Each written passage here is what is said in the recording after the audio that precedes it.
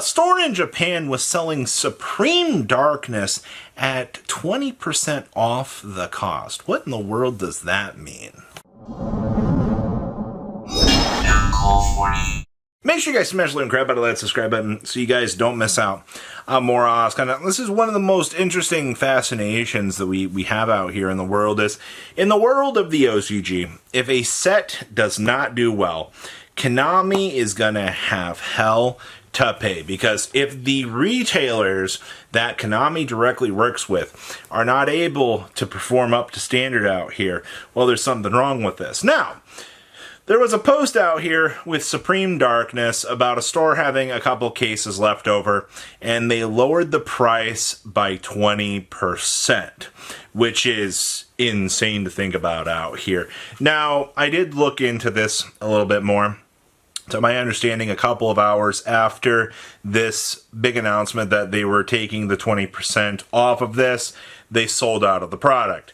The thing here was that they chose to do this drop because the set did not sell out week one, or they didn't move enough product week one, which is a very interesting thing to be talking about out here, because once again, if the stores that Konami works with in Japan, you would think that this would be how it would work in the TCG too, but that is not necessarily the case. When these shops out here work with Konami and they're not moving their product and the set's being considered a loss or a not so well performing set, then that's a wee little bit of a problem. Now, a few comments I was reading from a couple people were going, maybe it's not such a bad thing out here that the product wasn't moving so quickly. It's kind of nice to know that, I can go over here and I can get some Supreme Darkness if I really want to. It's not selling off of the shelf, and dare I say, a store having product over time instead of it being sold out isn't necessarily the worst thing to really be thinking about out here. So I understand that duality of the conversation out here. What I do believe that happened with this whole thing was we got through Friday, Saturday, and the weekend here. The store looked at the product and said, I don't want to have the funds tied up in this. I'm going to go ahead and I'm going to get rid of these. Whether or not they took a major loss at the 20%, I don't know what the vendor cost for the set is. But what I can tell you right now about Supreme Darkness, I did a little bit of research on the set before sitting down to film.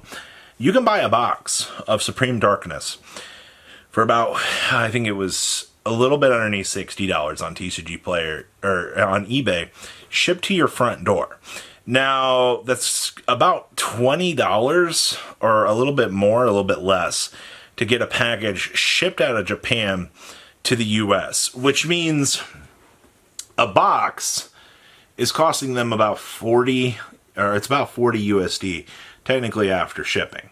So if a store is selling these boxes, or these boxes are going for that, because I've seen other boxes, some of these core sets, I've had to pay $70, $80 to get a box over here from eBay. Like, that's been no strange thing. It's usually like it's 60 a box plus the 20 shipping on top of that, usually was the standard. So if a set is going for, near that price with the shipping built into it at $60 getting shipped over here, that's not a very good indicator either.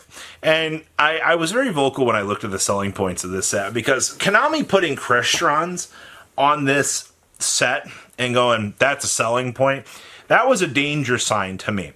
Because Konami uses those selling points to be the clear things for the TCG to go, hey, this is how we're advertising this. I'm sorry, but any player looking at this going, yeah, Crystons are a selling point, there's a problem written over there that, you didn't mention the Lightsworn, you didn't mention Gladiator Beast, and it's really sad to look at this set too, because fundamentally, evil heroes or heroes were the gas selling point for the OCG. Like, let's call it is. They slapped Jaden Yuki on that thing and they said, hey, you hero main over there in the corner. Yes, you. You want the chance to get some upgrades? Well, we don't have to do a lot of other crazy things with the set. yeah, I mean, sure, you didn't have to do a lot of other crazy things. Like, the Glider Beast support was fine, but it didn't ripple and allow decks that there have been no Glad tops right now. I have not seen a single Glad list perform. Now, Arcana Force, on the other hand, we've seen Arcana Force perform. I got a couple of videos that we'll get to later in the week out here, looking at the data that we had from week 1 and just looking and seeing what there was. But OCG might be more casually oriented, but, you know, players are going to buy boxes to try to get cards that they need. And if, you know, you didn't make the Azamina stuff need to be incorporated, the problem is Rizol is so far ahead of the rest of the meta, you didn't make any, you made the new Blue Eyes card a common. All right, like, if you're making a starter deck, I'm sorry to tell you this, if you're making a Blue Eyes deck, you need to release more Blue Eyes cards. You print a Blue Eyes card in a set, congratulations. More players are going to want to pick that set up. They're going to be more enticed to want to pick this stuff up. And I think Konami fumbled the ball on this set. I think Konami was eating so well with the last 2 sets in terms of design. They were like, hey, we can put a Mulcharmy in here, and the Mulcharmy will save the set. No, the Mulcharmy won't save the set because it's Graveyard and Banishment. I do wholeheartedly believe, though, that looking at how this set turned out and comparing this set to Blazing Vortex, I do believe that we will see Konami take note of this for future products. And, you know, the set was supposed to feel like a cooldown set. Konami wanted to back off a little bit. They wanted to take a step back because they've been doing a lot of power creep lately. They were going, print the money machine. We need to get some stuff. Konami tried to dial back. And Konami dialing back got the hand slapped a little bit. And we were seeing slower moving product than normal. Konami doesn't want that. Konami wants everything. It needs to be successful. It needs to keep the lights going. And if you're not having that level, which does lead me to think that the set after Supreme Darkness, Duelist Alliance, or Alliance Insight, might be another passive set. We also, the big thing we're missing right now is Dark Magician support.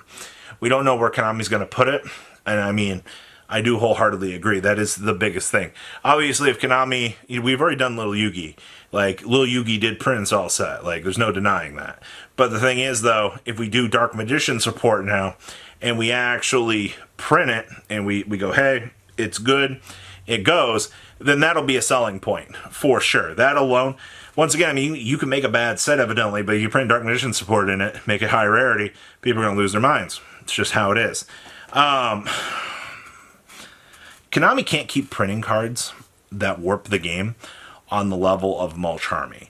And I think that's the thing that Konami's kind of realized over time, is there has to be a counterbalance. You have to print cards that players want and need, but at the same time, you also have to make new product to entice people to want to play the game.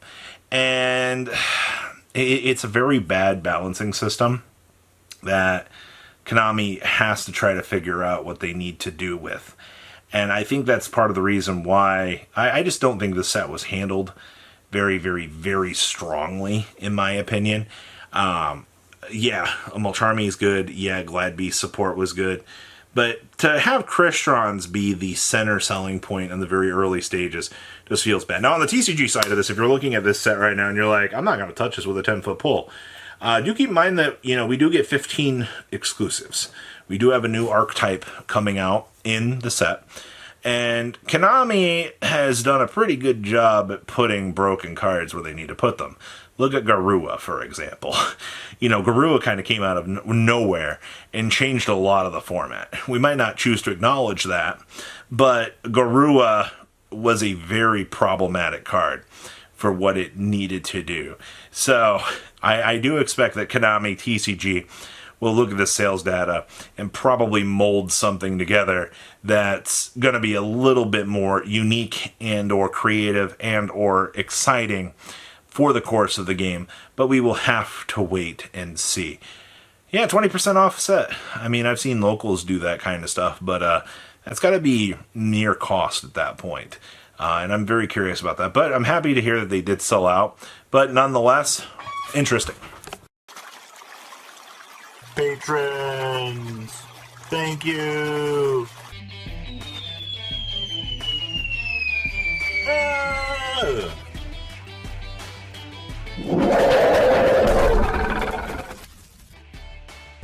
Thank you so much for watching. Check out these other videos.